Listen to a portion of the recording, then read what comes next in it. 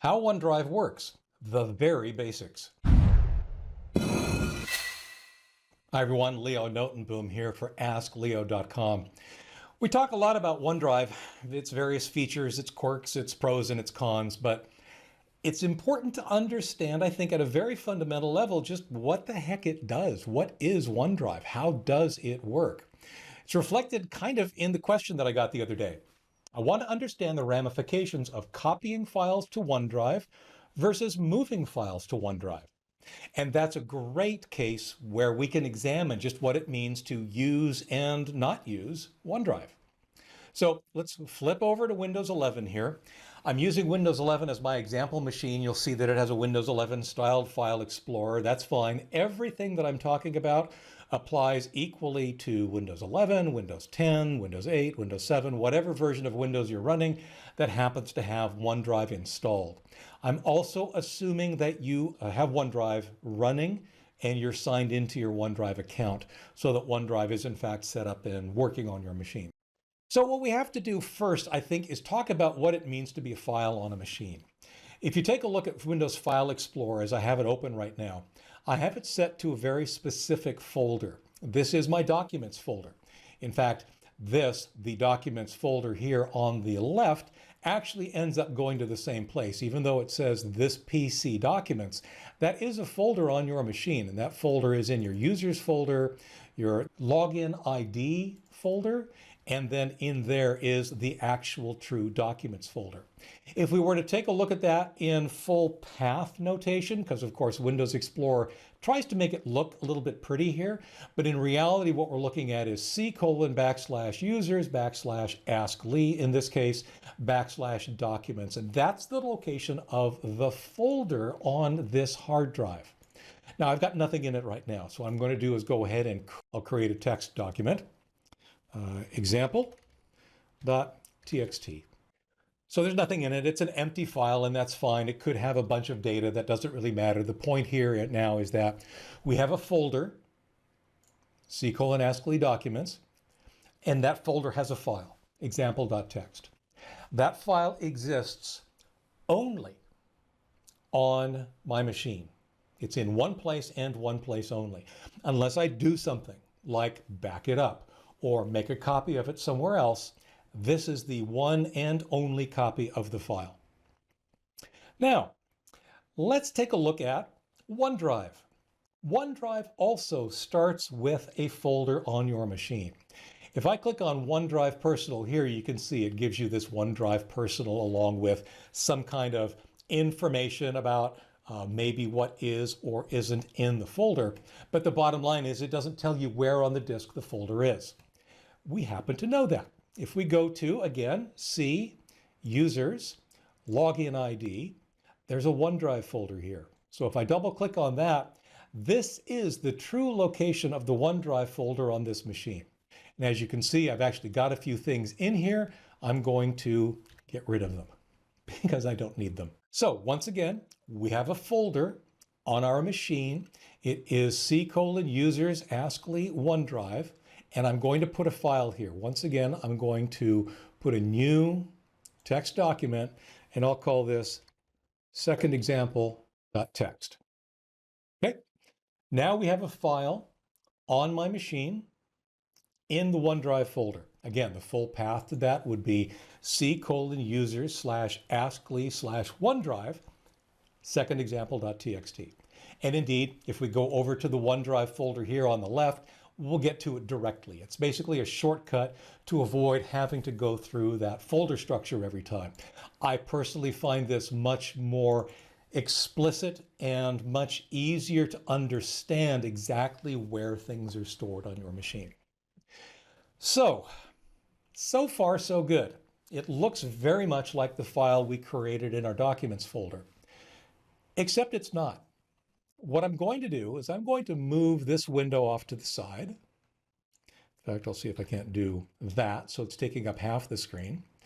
And I'm going to fire up Edge, have it be the other half of the screen, and go to OneDrive.com. Now, This is where the first and perhaps most important part of OneDrive's magic comes from.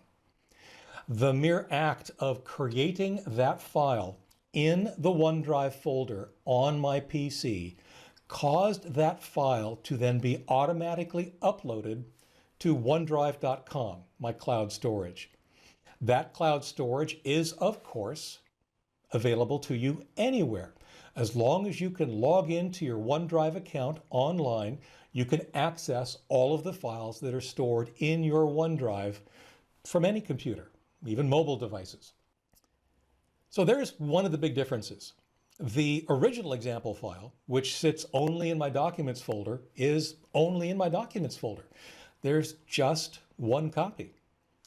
The second example file that exists in my OneDrive folder has been automatically uploaded to the OneDrive cloud storage without my having to do a thing. You saw that I did exactly the same thing. All I did was create it. What mattered was where, and the fact that it exists in the OneDrive folder, within the OneDrive folder, then that is what caused OneDrive to notice and upload the file. So it's important to understand then that only files within the OneDrive folder, again, this is the folder C:users, in my case, askleo, that's my login ID, OneDrive. Only the files within this folder are managed by OneDrive. You can have subfolders, those subfolders can have files, those subfolders can have subfolders. It's all managed by OneDrive, which means that it will all be automatically uploaded when you make a change, when you add a file, or when you delete a file. So now we can actually get to the question. What's the difference between copying a file to OneDrive and moving it to OneDrive? If I now go to my regular Documents folder where I've got the original example.txt, if I now right-click, copy, go back to OneDrive, and paste, in other words, I've copied that file to the OneDrive folder. A couple of things have happened. One is there are now two copies of that file on my PC. One in the Documents folder where it started, an additional copy, an independent copy in the OneDrive folder where I copied it to. And since OneDrive noticed that a new file had appeared within the OneDrive folder, it automatically uploaded that file to OneDrive Online. And you can see in the left-hand side here that it magically appeared a few seconds after I copied and pasted that file into the OneDrive folder on my PC. Now, let's delete that file real quick. I'm going to click on example.txt and just hit the delete key. You can see it disappeared from my machine, and it's about to disappear from OneDrive Online on the left-hand side. But it did not disappear from my documents because that was an independent copy. Remember, I had two copies on my machine, one in OneDrive and one in Documents. I only deleted the one in Documents. Now, what if we move the file? There's a bunch of different ways to move things.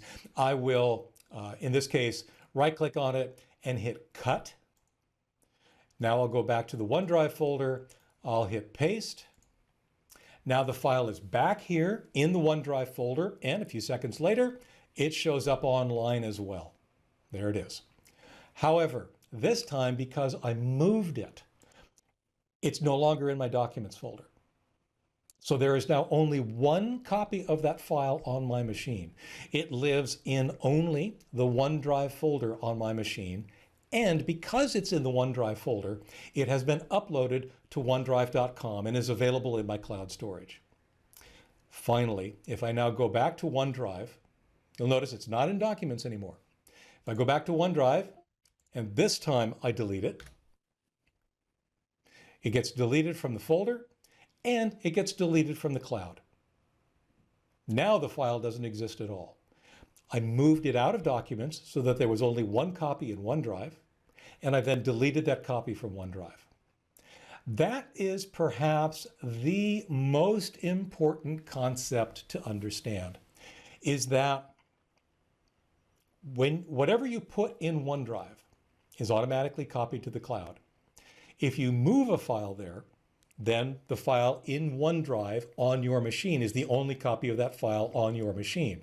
It gets replicated to the cloud, but it's the only copy of that file on your machine.